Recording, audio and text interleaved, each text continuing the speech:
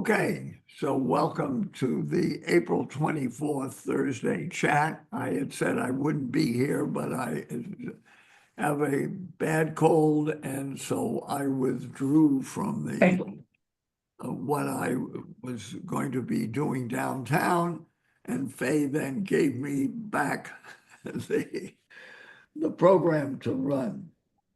So welcome, everyone.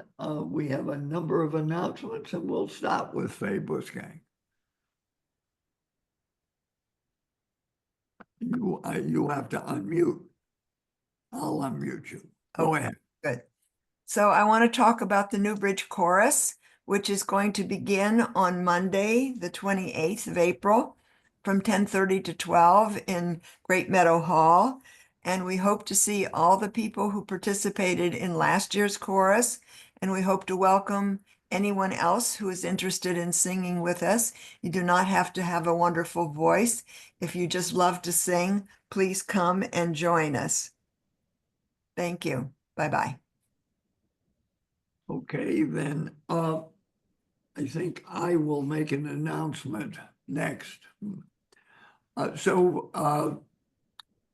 Terry Union has been getting speakers for the Environmental Committee for a number of years, and being a friend of hers, I've tried to help her in a couple of cases, and I just want to speak for the unusual opportunity we have next Tuesday, the 29th at 2 o'clock.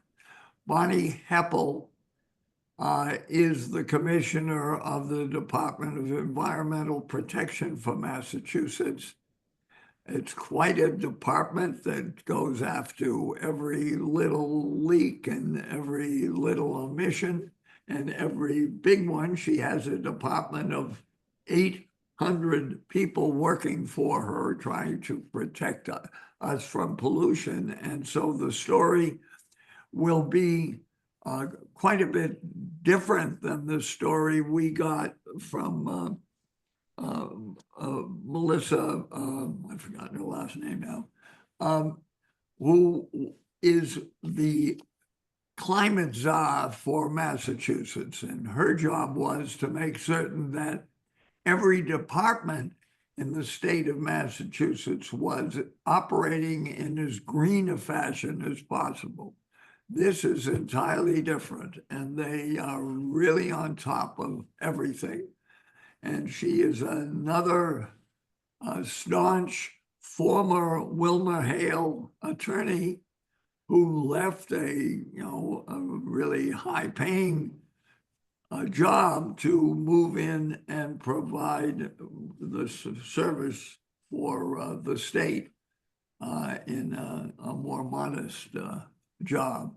So we need to have a lot of people there if we're going to continue to get You hear that, Paula? speakers. So I hope everybody will come next week. That's Tuesday on the 24th at 2 o'clock. And now Ruth Glazerman. Hi, everyone. Am I on? Yep. Okay. I'm just going to take a few lines from the Haggadah and say, how is this month different from all other months of the year?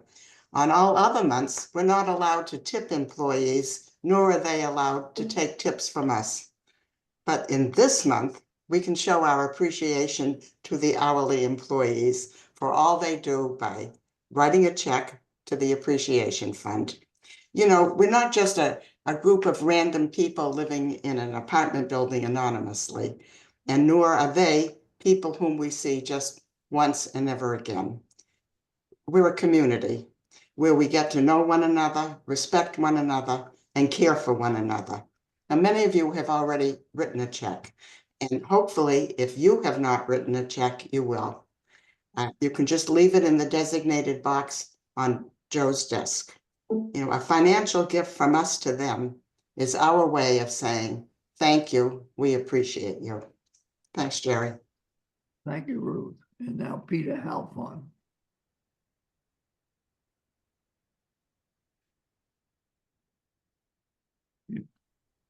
Peter? Hi, everyone. I just wanted to thank the 19 residents to date who have expressed their interest in joining the decorating committee. The deadline is tomorrow. Since so many expressed interest, we will be considering expanding the committee to allow for more residents to participate. Unfortunately, it will also mean that I will have to call more residents with regrets, not a happy task. I will be sharing all the responses I received with the current committee members for their review, and then we will have a vote by closed ballot, hopefully within the next week or so. As we are not bound by DEI restrictions, we will ensure that at least one resident is from the 5,000 building and that the committee is representative of the entire IL community. It is quite exciting that Newbridge will be getting a fresh, up-to-date look so that we remain a community that will continue to be sought out by many. Capital funding for this project has already been earmarked. Thank you. Here's a question. Mitch Freeman.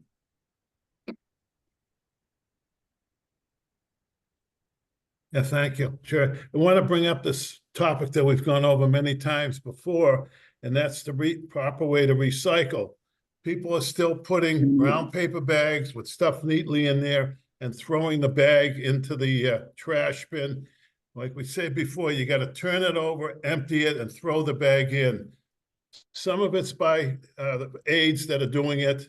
And if you're able to communicate, tell them, but a lot of them, it's the regular residents that are doing that too. So, and there's new residents moving in who might not understand when you have recycled stuff in the brown bags, you must empty them out in the bin and just throw the empty bag.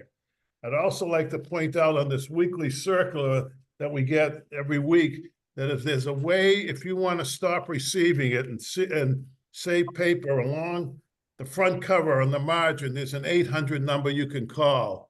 I'm going to send an email blast out so you can read it better with the 800 number, because it's easier to prevent stuff from paper from being printed than recycling it. So that's another way to save paper. All right. Thanks, Jerry. Thank you. Carol Marlin has a question.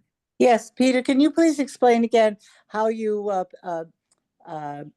apply to that committee and how you do it tomorrow? I'm not on campus, but I'd like to try, because I have certain feelings about making our place more of a place for a community where people can gather. So I would like very much to apply for membership. So how do I do it?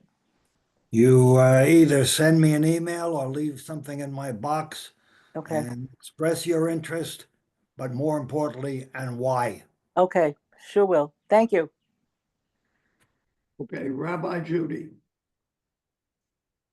Hello, everybody. I would like to remind you about events that are upcoming a week from today. A week from yesterday. As many of you may be aware, it is Israel Independence Day next Thursday, and which is May 1st. But in Israel, it is Memorial Day for fallen soldiers and victims of terror the day before Independence Day. So we will be holding a memorial service at 5 o'clock on Wednesday, April 30th, followed shortly afterwards with a dinner starting at 6 in Great Meadow Hall that will have an Israeli themed meal, and there'll be music, and it should be a very enjoyable opportunity to celebrate Israel's independence.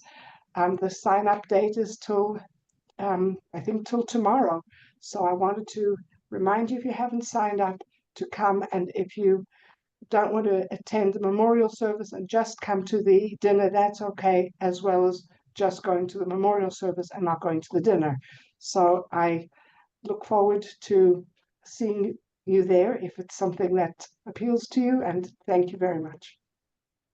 Thank you, Rabbi. And Nancy Vega. What the? It's not working. Can you hear me now? Yeah. Sorry. Hi, everybody. I just have a few announcements. The first one being, the theater projector is officially back in business. So if anybody would like to come and see tonight's special PBS documentary in honor of Yom HaShoah, the documentary that's called Resistance, They Fought Back, you are more than welcome to now be in the theater, but you can also watch it in Channel 918 per usual. I'd also like to extend a personal invitation to this Sunday, April 27th at 2 p.m. We have the Ballet Rhode Island student performance. They will debut their heavily choreographed La Sylphide and 3 other contemporary works. So we really hope that you will come and enjoy that. That was from a special friend from Matt, by the way. So please come and join us and honor and welcome Matt's friend. On Monday, April 28th at 2 p.m., we have our residents present. It's going to be on Rebecca Richardson, and she's going to define what it meant to be a proper Bostonian in the mid-1900s. And then on Thursday, May 1st at 10:30 a.m., for those who are interested in learning a new language, we are trying out a instructor named Bradley, who is going to talk, discuss, possibly teach Mandarin. And it's going to be in the library reading room at 10:30 a.m. Thursday. And then lastly, on Saturday, May 3rd at 7:30, we have a highly recommended klezmer band by a previous performer here named Eden McAdams Summer. I don't know if everybody remembers her, but she's an amazing violinist. And she recommended a group called the Ate Dayan Klezmer Quartet. And I am very much looking forward to your feedback on that. So that's Saturday, May 3rd at 7:30. And I think that wraps everything. Thank you. Thank you. So before we get to Matt, we're going to hear from about a new Hebrew Senior Life sleep research from Courtney Millar, who is assistant scientist, and then it says Roman numeral 2, I don't know what that means, of the Marcus Institute. So go ahead, Courtney. Thank you so much. I'm just going to go ahead and share my screen. I have to set you up. Just wait 1 second, please. Okay, sure.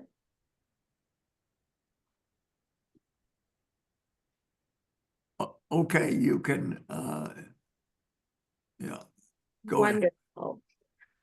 So I am a researcher at the Marcus Institute, and my background is in molecular nutrition. You might have I've been there for about 6 years, so you might have heard me talk about food and mood, but now I am really interested in mood and sleep. So I will share my screen, hopefully soon. All right, can you see my screen? Yep. Great. So sleep problems are pretty pervasive among older adults, and it's really important to understand the impacts of poor sleep. So poor sleep can lead to difficulties with memory, mood changes, even development of diseases like diabetes.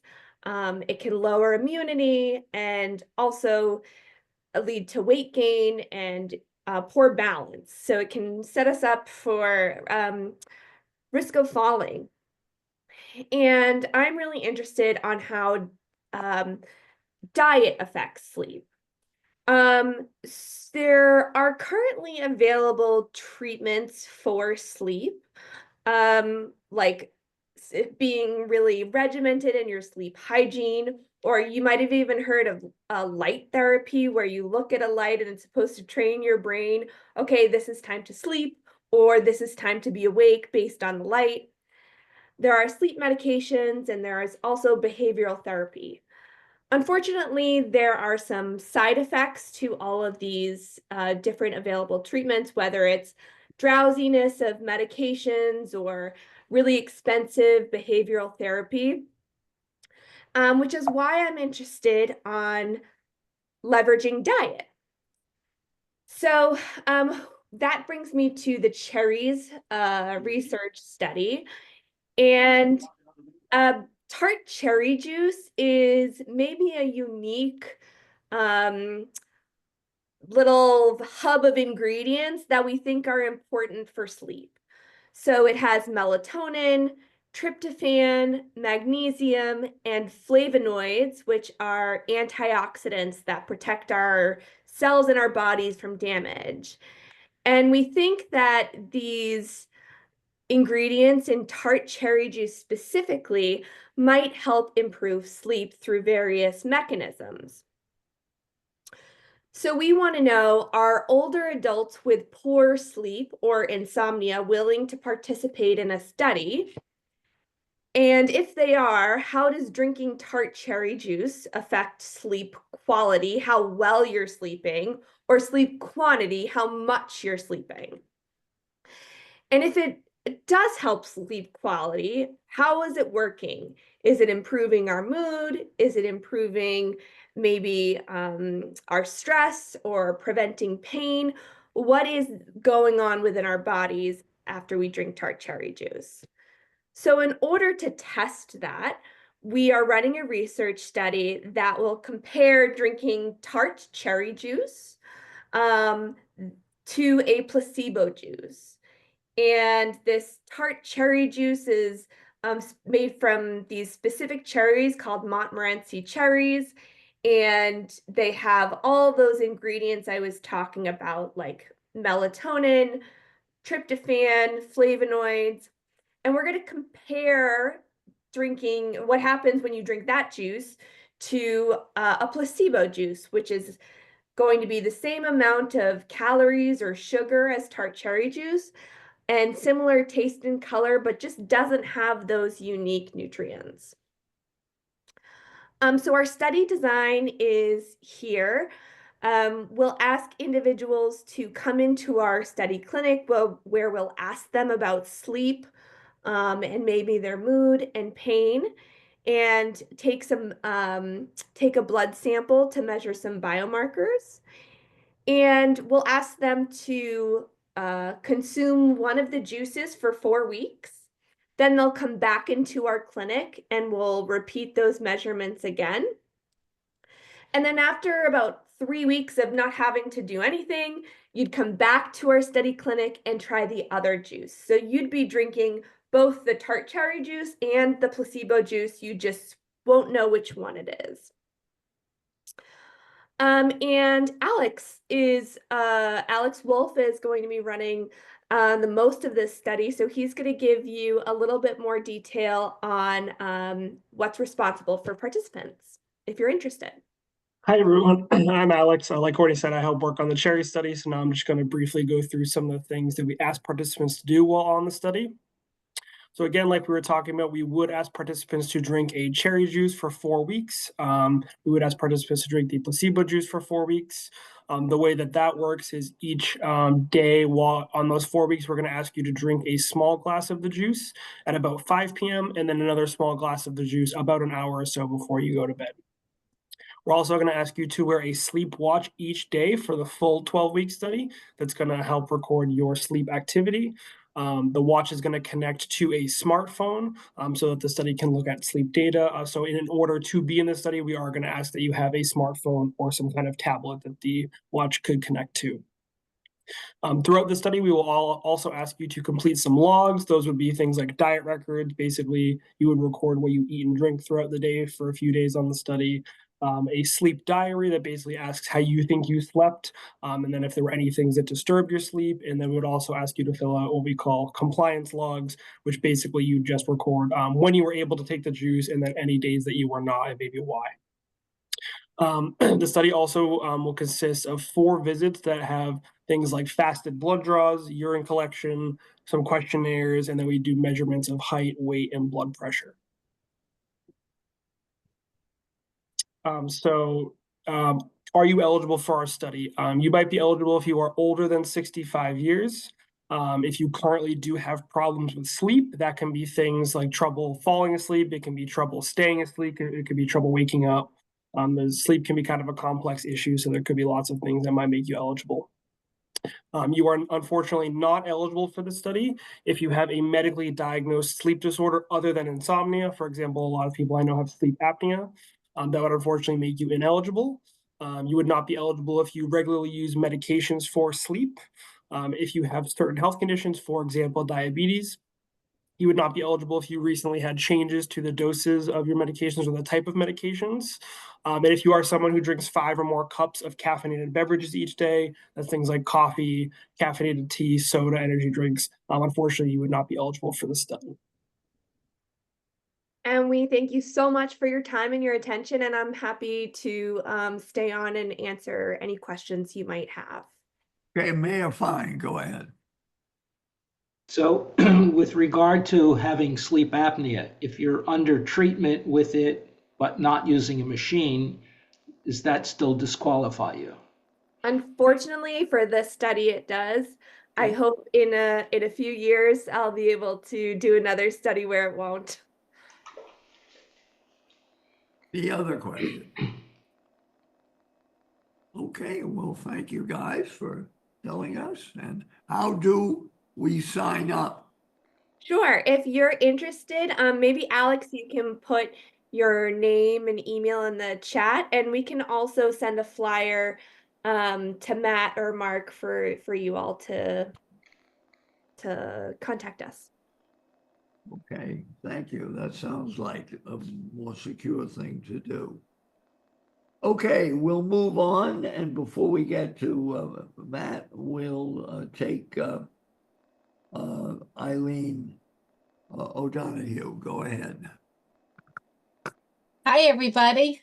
Hope you're all doing well on this lovely day. I just wanted to remind you that we have Sunday brunch this Wait, Sunday. Eileen, can we cancel the screen share? Because we can't see Eileen talking. Oh, Sorry, Eileen. I just want to make sure we see you. okay. Now, I'm trying to get it down.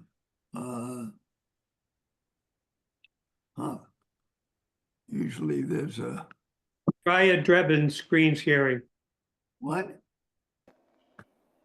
under Raya Drebin. Under Raya Drebin? Yeah. Accidentally. I don't know. I'll just do this instead. I'll take hold on.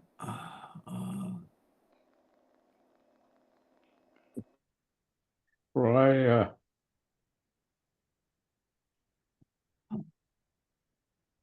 Isn't that odd?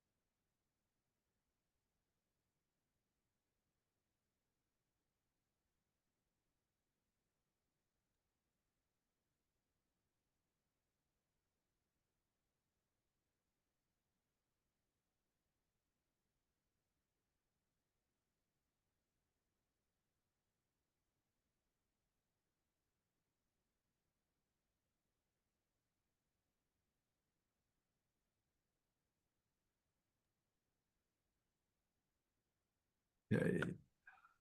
I will try to unmute all. All right, Eileen, unmute yourself and show your picture. Show your video and go ahead.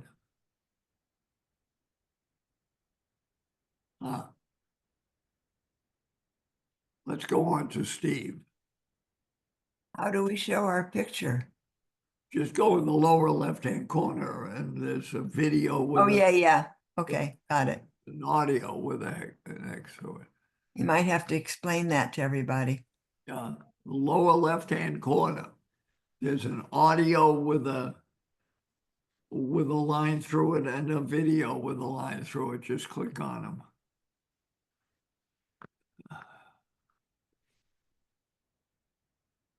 Steve Hollingshead, go ahead. Matt Hollingsworth. Matt, Here's Nancy with a suggestion. Yeah.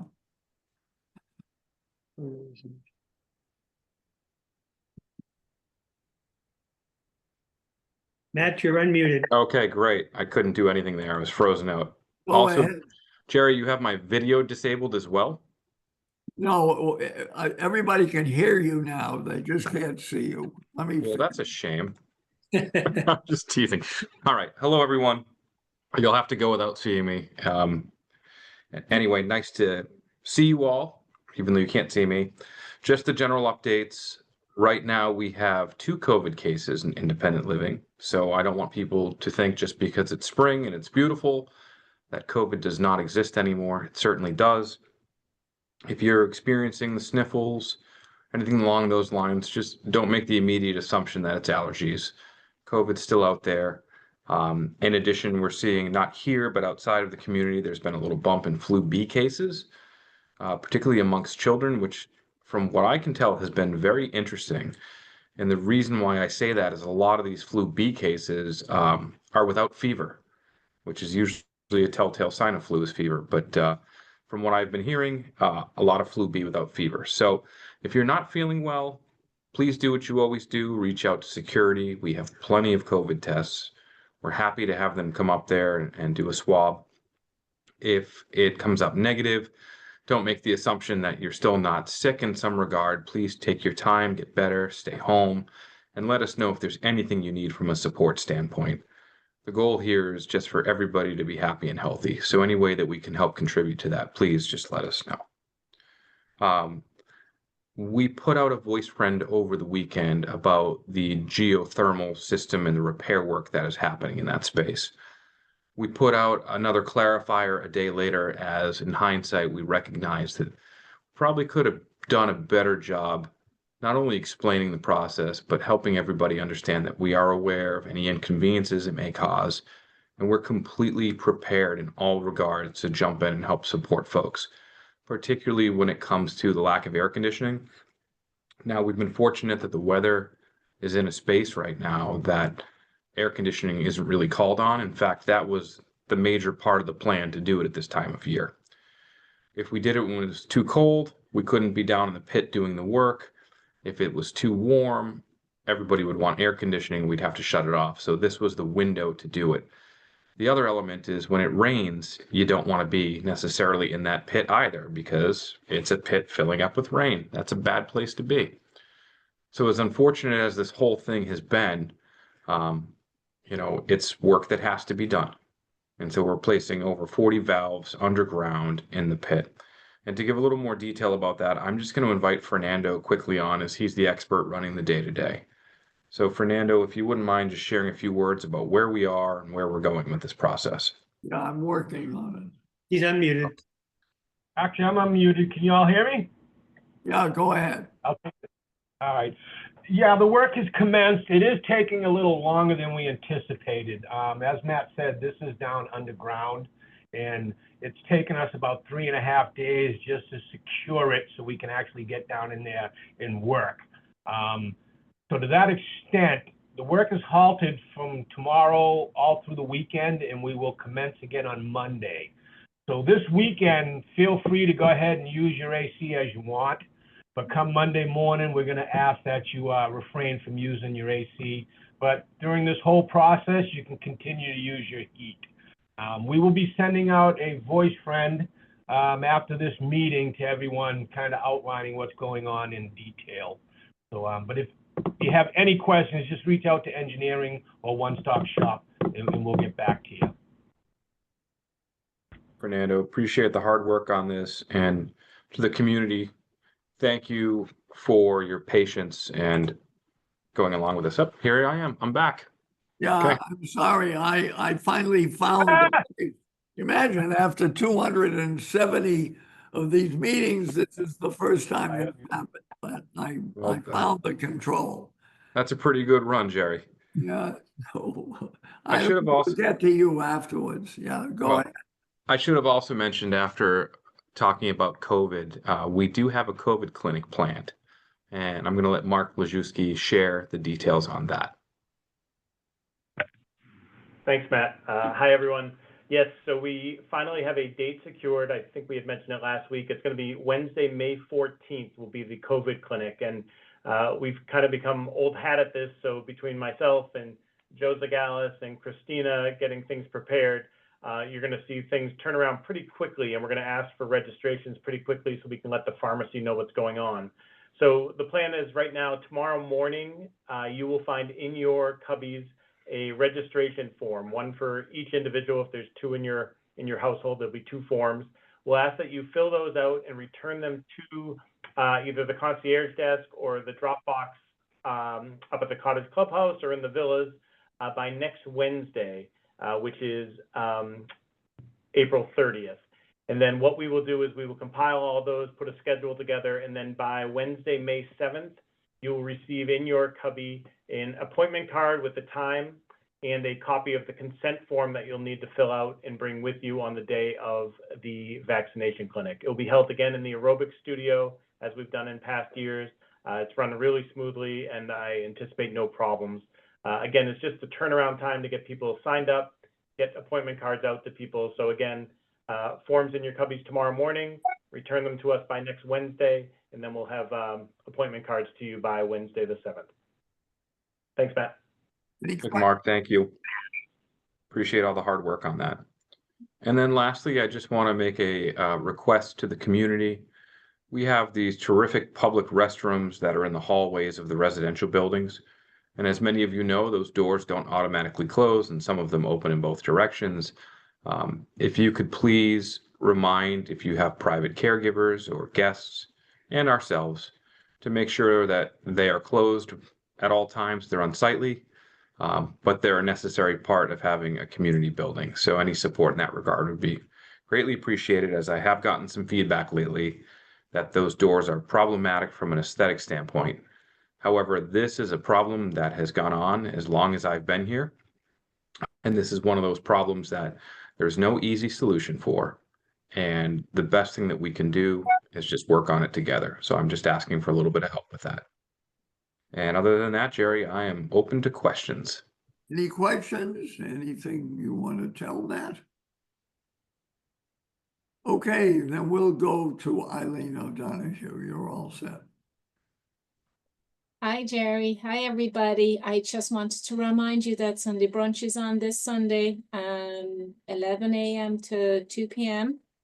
And also, like Rabbi Judy said, the closing date for Israeli Independence Day is tomorrow. If you have any trouble signing up, there is a lovely kiosk alongside Joe's desk. We'll be more than happy to help you sign up. That's it. Thank you very much. Thank you. There's a question from Terry Union. Go ahead, Terry. Have to unmute. To Matt, I don't know what HSL thinks, but my doctor, I've already had COVID, first of all, and second of all, had an injection, and she had me go get a recent one a couple of weeks ago because there's a new strain. So I don't know if you want to look into that and see whether everybody needs to have a shot, even though they've already been inoculated. Thank you, Terry. My understanding from our discussion last week was that although the booster does not particularly account for the new COVID strain itself, it does offer plenty of protection in terms of minimizing symptoms and reducing the ability to get COVID again. And if any of the doctors out there want to add to what I just said, because I only play one on Zoom, please feel free to chime in. Sharon Gouveia. Just a quick question. If I've had COVID within the last month or 6 weeks, do I not get a COVID shot at this time? Does there need to be a time period between had COVID and when you get the shot? My understanding is 2 months. 2 months. Thank you. Okay. Any other questions? Okay, my apologies for our, Wait, Carol Hausman had a question. I have a question too. go ahead, Carol. My question is to Eileen. Can you bring guests to brunch on Sunday morning? Yes, Carol, you can. And Toby Levine. Toby Levine? Yeah, I want to thank Matt for talking about the bathroom doors. Can we put signs up in the bathroom that sort of remind people to close the door? I think we can. I mean, on the inside of the bathroom doors, just Yeah, as a reminder. Sure. I think it would help if people get reminded now and again because it's very unsightly. Great idea. I think, we'll see it be effective for a bit. And then as we become accustomed to them, sometimes we don't respond to them as well, but I think it's worth it as a reminder to the community. So I appreciate the idea. Thank you. Okay, Mayor Fine. So, Mark, is the questionnaire that comes with the request to sign up have the information about the time period when you shouldn't get it? I believe it does, Mayor, and I was going to jump in, but Matt responded with 2 months. It might be 3 months, but it is on the form. I just don't have it printed out in front of me. Okay. So, Mark, I think you might be right. I think it might be 3 months. but it will be listed on the form that you see. But it is documented on what they provided. We have anybody else? Okay, well, thank you very much. My apologies again. And we'll see you next week. Thank you, everyone.